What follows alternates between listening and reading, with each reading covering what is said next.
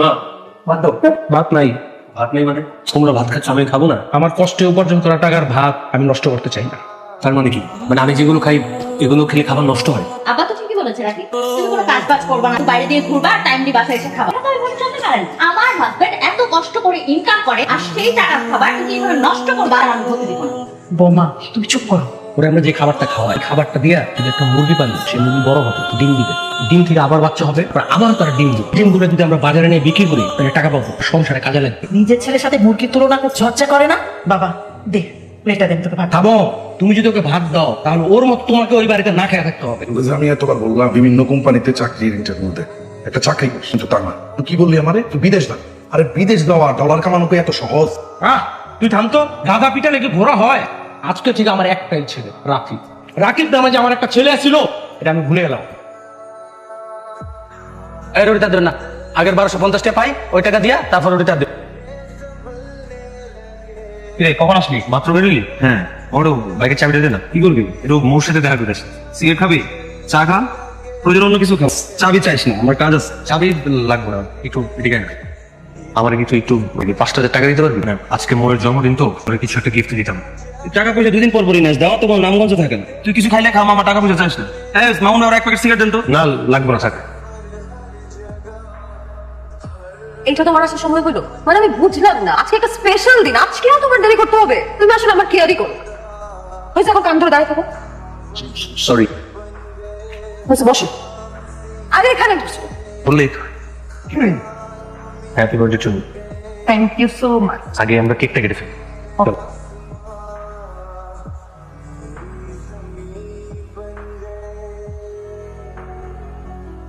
আমি বয়ফ্রেন্ড হিসেবে ব্যর্থ।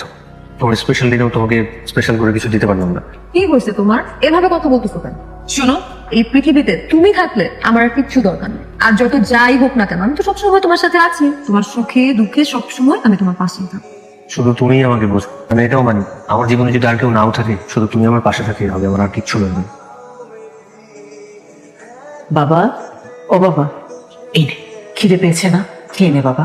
না, আমি খাবার খেলে তো তোমাদের খাবার ওয়েস্ট হয়, নষ্ট হয়। আমি তো বেকার, আমার তো এমনিতে খাওয়ার অধিকার নেই। বাবা তো বাবার উপর রাখতে পেলেন। মা, আমি কি কম চেষ্টা করি? আমার কি ইচ্ছে করে না আমার একটা চাকরি হোক? আমি তোমাদের সবার সাথে মিলেমিশে একসাথে আনন্দ করি, তাই বলে তোমরা সবাই আমাকে। আমি জানি তুই চেষ্টা করিস। আমি মানা, আমি তোর সব কথা জানি।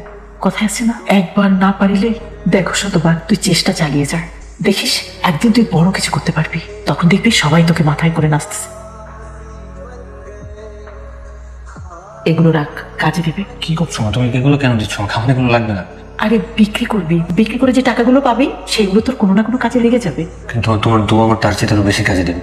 আমি সব সময় তোর জন্য দোয়া করি। আমার ছেলেকে তুমি অনেক বড় করো। আয়, আমি খাইয়ে দিই তোকে। তোমার কেন বললাম পরে খাবার দিলাম, তারপর তুমি কেন দিলা? ওলার জন্য দরদ উতলায়া পড়ে না, খারাপ। তোমার আমি একটা ব্যবস্থা করতেছি। আরে তোর কি লজ্জা শরম কিচ্ছু নাই? ঘরে বুড়া বাপের ঘাড়ে বসে যে খা, একটু লজ্জা করে না? একটা চাকরি জোগাড় করতে পারস না? একটা চাকরি করে যদি অল্প টাকা রোজগার করস, তত কইতে পারো যে আমার পোলা রোজগার করে। ভাই তুমি বসে রয়েছো কেন? যাও এখান থেকে।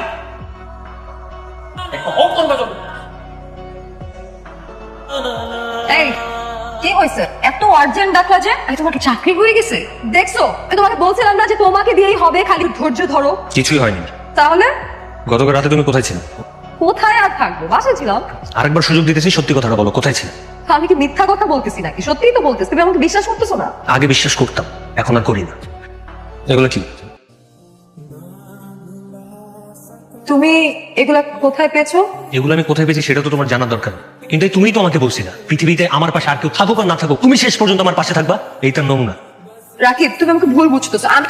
ভুল বুঝে বুঝে তুই তোর কাছে রাখ। আমার বন্ধু বান্ধব আমার আগেই বলছিল তোর একটা থার্ড ক্লাস মেয়ের সাথে প্রেম না করতে। আমি তো শুনি নাই কিছু বিপরীতে যে আমি তোর সাথে প্রেম করছি। তুই আমার কি দিছস? এইটা নমুনা। এই, অনেক হয়েছে, অনেকক্ষণ ধরে বলতেছো। আমারও কিন্তু এতদিন ধরে অনেক কিছু বলার ছিল, আমি কিন্তু কিছু বলি নাই। এই বয়ফ্রেন্ড হিসেবে তুমি আমার জন্য কি করছো? জীবনে কোনো একটা গিফট কিনে দিছো? সেটা তো দিতে পারো নাই। পার্কে বাদাম খাওয়াইলে আর ফুচকা খাওয়াইলে বয়ফ্রেন্ড হয়ে যায়? শোনো, বয়ফ্রেন্ড হওয়ার কোনো যোগ্যতাই তোমার নাই। আজকে থেকে তোমার সাথে আমার ব্রেকআপ। তুমি আমাকে আর কোনোদিনও নিজের গার্লফ্রেন্ড হিসেবে দাবি করতে আসো না। আরে আমি তোরে কি গার্লফ্রেন্ড হিসেবে দাবি করবো? তুই আমার বয়ফ্রেন্ড হিসেবে দাবি করিস না। তোমার এই চেহারাটা কখনো আমি আমার চোখের সামনে দেখতে চাই না। শোনো, সময় আমারও আসবে, আর সেই দিন আমি তোমার চাইতে 1000 গুণ ভালো একটা মেয়ের সাথে প্রেম করে আমি তোমার দেখাই দেব। তোমার মতো ফকিন্নির সাথে কোনো ফকিন্নি প্রেম করবে, ভালো প্রেম করবে না, বুঝো না? শুনলাম কয়েকদিন আগে তোদের অফিসে নাকি একটা পোস্ট খালি এসে, তুই একটু দেখ না এটা কোনোভাবে আমার জন্য ম্যানেজ করা যায় কিনা। দোস্ত এখন তো আমাদের অফিসের লোক না, পসিবল না। আঙ্কেলের সাথে একটু কথা বলে দেখবি, আঙ্কেল হয়তো ম্যানেজ করতে পারবে। তুই তো জানিস এই মুহূর্তে চাকরিটা আমার জন্য কি পরিমাণ দরকার, মানে একটা চাকরি হলে আমি একটা টেনশন থেকে বাঁচি আর কি। তোর মনে হয় কোনো ইম্পর্টেন্ট কল, তুই শেষ কর না, এটা সমস্যা নেই। তাই না, বল তুই শুনতে। না না আমি ওয়েট করি, তুই কথা বলে শেষ কর। না ইম্পর্টেন্ট না, তুই বল, সমস্যা নেই। বারবার কল দিতেছে, তুই ইম্পর্টেন্ট কল হইতে, আমি ওয়েট করি, তুই শেষ কর, সমস্যা নেই। কতক্ষণ ধরে আমি তোমাকে কল করতে চাই, তুমি আমার ফোন ধরো না কেন? আমরা লাঞ্চ করতে যাবো না?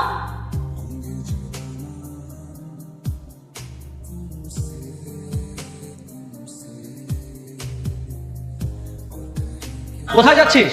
কোথায় আর যাবে আব্বা? এই নিয়ে 10 বার তো বাসা থেকে বের হইলো। ওই যে কথা আছে না, মোল্লার দর মসজিদ পর্যন্ত ঘুরে ফিরে আবার এই বাসায় ফেরত আসতে হবে। বাইরে তো থাকার কোনো জায়গা নেই। এবার এসে কোনো লাভ নাই কিন্তু। রাকিব, বাবা তুই কোথায় যাচ্ছিস? তোমরা সবাই ভালো থেকো, আমি এই বাড়ি ছেড়ে চলে যাচ্ছি। যদি বেঁচে থাকি আবার তোমাদের সবার সাথে দেখা হবে, আর যদি কখনো দেখা না হয় তবে ভেবে নিবে আমি আর বেঁচে নেই। এই তুমি কোথায় যাচ্ছ? দাঁড়া এখানে।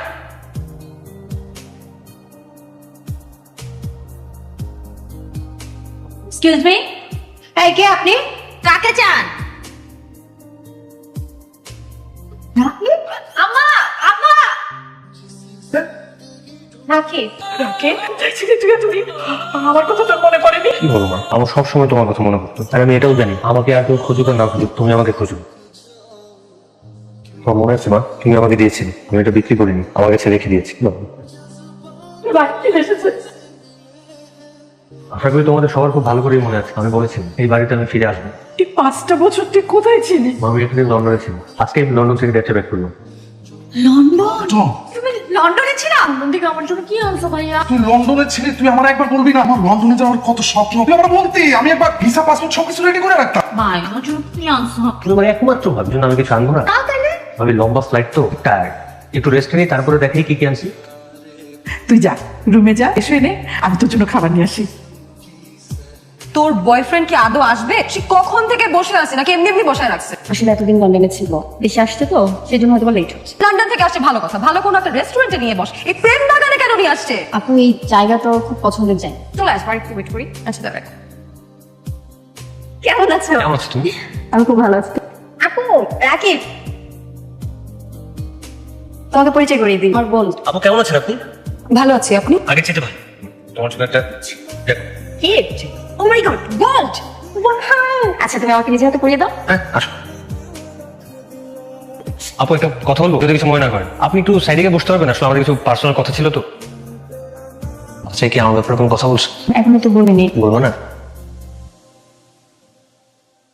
আচ্ছা শোন, তুই আমাকে একটা কথা বলতো, তুই খালি হাতে বেরিয়ে গিয়েছিলি, তুই লন্ডন কিভাবে গেলি? টাকা কোথায় পেয়েছিলি? সেদিন বাসা থেকে বের হওয়ার আগেও জানি না কোথায় যাব, কি করব, কি, কিন্তু যে কথা আছে না, ইচ্ছে থাকলেও তো একটা উপায় হয়। সেদিন বাসা থেকে বের হওয়ার পর দেয়ালে লিফলেটে দেখছিলাম আপনাদের নাকি খুব জরুরি ভিত্তিতে কিডনি প্রয়োজন। জি এই যে আমার ডক্টরের রিপোর্ট কিছু পজিটিভ, আমি চাইলে দিতে পারবো। আমাদের কিডনির প্রয়োজন ছিল, এখন আর আমাদের কোনো প্রয়োজন নেই। পরেও তো প্রয়োজন হইতে পারে, আপনি যেটা অফার করছিলেন আপনি তার চেয়ে অর্ধেক টাকা দিন, কোনো সমস্যা নেই, কিন্তু আমার টাকাটা এই মুহূর্তে খুব প্রয়োজন। আপনি বোঝার চেষ্টা করুন, কিডনি আমাদের ম্যানেজ হয়ে গেছে। সত্যি কথা বলতে টাকাটা আমার আজকে খুব দরকার, টাকাটা আজকে না পেলে আমি কি করবো আমি জানি না, আমি মরেও দিতে পারি। কি বলেন, মরে যাবেন মানে? আপনার টাকার এত প্রয়োজন, কি করবেন আপনি টাকা দিয়ে? আমি গ্রাজুয়েশন কমপ্লিট করেছি আরো 4 বছর। এমন কোনো সেক্টর নেই যে সেক্টরে আমি একটা জবের জন্য ট্রাই করিনি, কিন্তু সমস্যা তুই যে একটা, আমার বাবা আমার অঢেল টাকা নেই, কোনো লিঙ্ক নেই, তাই আমার কোনো চাকরি হবে। ইনফ্যাক্ট আমার ফ্যামিলির কাছে আমি এখন একটা বোঝা, তাই চাচ্ছিলাম যদি কোথাও থেকে কোনোভাবে একটু টাকা পয়সা ম্যানেজ করতে পারি, এই টাকা দিয়ে বিদেশ চলে যাবো। মন খারাপ করবেন না, আপনি এখন যে সিচুয়েশনে আছেন, এক সময় আমিও সেম সিচুয়েশনে ছিলাম। আপনার কিডনি বিক্রি করতে হবে না, বিদেশ যেতে আপনার যত টাকা লাগে আমি দিব, অ্যাবিলিটি হয় ফেরত দিয়ে দিন। আপনি তো আমাকে ভালো মতো চেনেন না, তারপরে এতগুলো টাকা দিয়ে হেল্প করার জন্য আপনি রাজি হয়ে গেলেন। মানুষ মানুষের জন্য, আমি রাসেল মানুষ চিনতে ভুল করি না। আপনি নিশ্চিন্তে বাসায় যান। আচ্ছা ঠিক আছে, কত কষ্ট করেছিস তুই জীবনে। চল, তোর পছন্দের সব খাবার আমি রান্না করেছি, আমি চল। বাব একটু পরে খেতে যাই। তোমার সাথে আমার একটা ইম্পর্টেন্ট কথা ছিল। কি কথা? কি করে যে বলি, লন্ডনে যাওয়ার পর আমার একটা মেয়ের সাথে পরিচয় হয়, আমি ওকে পছন্দ করি। আমি আজকে ওকে বলেছি আমি আগামীকালকে এদের কিনে ওদের বাসায় যাবো। ওরে বাবা, বড় হয়ে গেছিস না? নিজের বিয়ের সিদ্ধান্ত নিজেই নিয়েছিস, ঠিক আছে আমরা যাবো। যান, তুলিকে একটু ডাকেন না। এই তুলি কোথায়? তুলি ওয়ালাইকুম আসসালাম। আপনি তো সবই জানেন, আপনার মেয়ে আমার ছেলে, এরা দুজন দুজনকে পছন্দ করে। এ ব্যাপারে আমাদের কোনো আপত্তি নেই। ভাইজান আমার নিজেরও আপত্তি নাই। আমার মেয়েকে আপনারা পছন্দ করেছেন, আলহামদুলিল্লাহ। আলহামদুলিল্লাহ। আলহামদুলিল্লাহ। ভাই, শুভ কাজে দেরি কিসে মিষ্টি মুখ হয়ে যায়?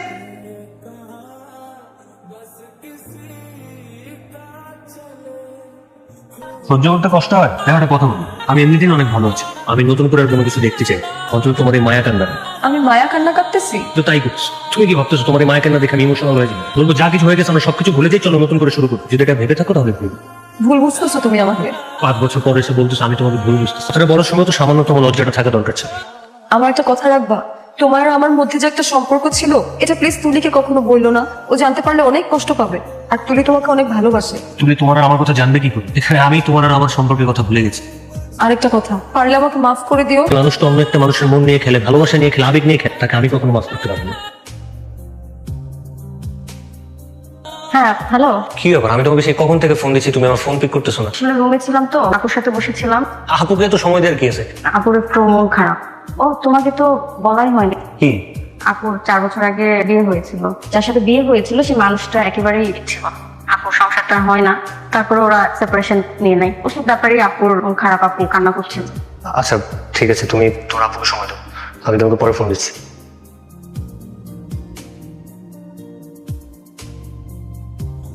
আপনি অনুমতি দিলে আইনটি পড়ানোর কার্যক্রম শুরু করতে। কি হলো, বলি দে। আমি এঙ্গেজমেন্ট করতে পারবো না।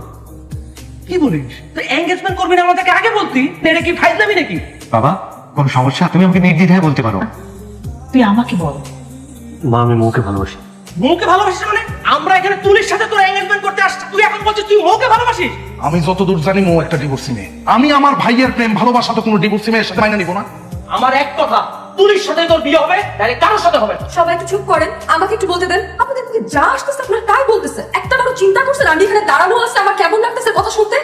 আর এই যে রাকিব, আমি কি আপনাকে একটা বারের জন্য বলেছি যে আমি আপনাকে বিয়ে করব? আপনি এখানে আসছেন আমার ছোট বোনের সাথে এঙ্গেজমেন্ট করতে। আপনি আমার ছোট বোনকে বিয়ে করবেন? আপনি কিভাবে ভাবলেন যে আমার ছোট বোনকে কষ্ট দিয়ে আপনাকে বিয়ে করবো? আপু আমি কষ্ট পাচ্ছি না, আমি জানি তোরা রাকিব ভাইয়ের মধ্যে কি সম্পর্ক ছিল। রাকিব ভাই আমাকে সব বলেছে। তোমার সাথে একটু ইম্পর্টেন্ট কথা ছিল। কি কথা বলো? তোমার বোন মৌ, আমরা একজন একজনকে ভালোবাসতাম। তুমি আমাকে এই কথাগুলো আগে বলনি। আগে বলিনি কারণ আমাদের এই সম্পর্কটা আমরা বেশি দিন টিকিয়ে রাখতে পারিনি। মৌর সাথে আমার খুব বাজেভাবে একটা ঝগড়া হয়, আর সেই দিনে আমরা একজন একজনের কাছ থেকে সরে আসার সিদ্ধান্ত নিই। তারপরে আমি বিদেশ চলে যাই। আসলে আমি সবকিছু নতুন করে শুরু করতে চেয়েছিলাম, কিন্তু তুমি যখন আমাকে বললে ও এমনিতেই একটা কষ্টে আছে, তারপর থেকেই না কেন যেন মনে হলো আমি পুরনো কোনো একটা কিছু ওর অনুভব করতে পারছি। আমি আসলে সবসময় আমার নিজের জেদের সাথে যুদ্ধ করেছি, আমার ভালোবাসাকে আমি কখনোই ভুলতে পারিনি। আমি মনে হয় মৌকে আগের মতোই ভালোবাসি। যদি পারো প্লিজ আমাকে ক্ষমা করে দিও। তোমাকে ক্ষমা চাইতে হবে না, আমার তো কোনো দোষ নেই। তুমি বলে ভালোই করেছো, নাহলে আমার বোনের জীবনটা একদম শেষ হয়ে যেত। তারপরে আমরা এই প্ল্যানিংটা করেছি। আমি আগের মতোই ভালোবাসি। পুরো সাপ সাপ বলে রাখতেছি, তুই বিয়ে করলে তুলিতে করবি, আর যদি তুলিতে বিয়ে তুই না করস তাহলে অন্য পরিবারে যায় অন্য কোনো মেয়ের সাথে তোর আমি বিয়ে দিবি। কোনোভাবে বিয়ের সাথে আমি বিয়ে মানে নিব না। ডিভোর্স কাদের হয়? সে যদি কোনো ভালো মেয়ে হইতো তার ডিভোর্স হইতো? সে নিশ্চয়ই একটা খারাপ মেয়ে, এই কারণে তো তার ডিভোর্স হয়েছে। থামো না বাবা, তুমি অনেকক্ষণ ধরে অনেক কথা বলতেছো। একটা ডিভোর্সি পরিবার তোর সমস্যার সম্মুখীন হইতে হয় বাবা, এটা তুমি বুঝবে না। কষ্ট শুনে আমরা বুঝি বাবা, বিয়েটা মেনে নাও না। ওদের 4 হাত এক করে দেওয়ার সুযোগটা করে দাও না বাবা। আপা প্লিজ ওর কথায় কিছু মনে করবেন না। আমার ছেলে অনেক কষ্ট করে সফল হয়েছে, এটা ওর জীবন। ও যদি সুখে থাকে তাহলে তো আমরা সুখে থাকবো। একটা জীবন ওর, সিদ্ধান্তটাই বড়। আপনারা বিয়ের ব্যবস্থা করেন, আমরা বউকেই আমরা ছেলে বউ করবো। সেটাই তো, আমরা তো এই জন্যই প্ল্যানটা করেছিলাম, তাই না দিলাম ভাই? আপু এদিকে কষ্ট পাইনি আমি, খুব করে দে, এবার করে দে।